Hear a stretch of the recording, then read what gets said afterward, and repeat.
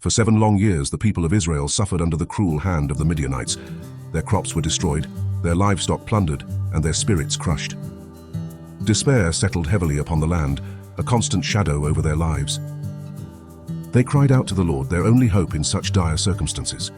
God heard their lamentations and prepared to act, but not in the way anyone might expect. His deliverance would come through an unexpected vessel. God called Gideon, a humble man from the tribe of Manasseh, to deliver his people. Gideon saw himself as the least in his family, from the weakest clan. He questioned how he could possibly lead such a monumental task. Yet God's strength is made perfect in weakness. The Lord assured Gideon of his presence, promising that he would strike down the Midianites as if they were but one man. This divine assurance was Gideon's true strength. Gideon gathered an army of 32,000 men, a formidable force by human standards. But God declared, "You have too many. If you win now, you will think it was by your own strength, not by my hand."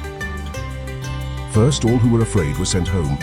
A staggering 22,000 men departed, leaving only 10,000. God's ways are not our ways. He was refining the instrument of his victory. Then God tested them again at the water.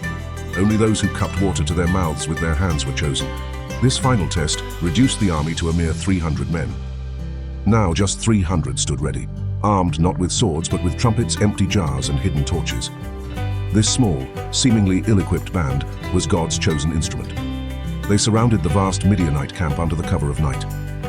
At Gideon's signal, the 300 men blew their trumpets with a mighty blast. They simultaneously smashed their jars, revealing blazing torches, and cried out, "A sword for the Lord and for Gideon!" The Midianites, startled from their sleep, panicked in the darkness.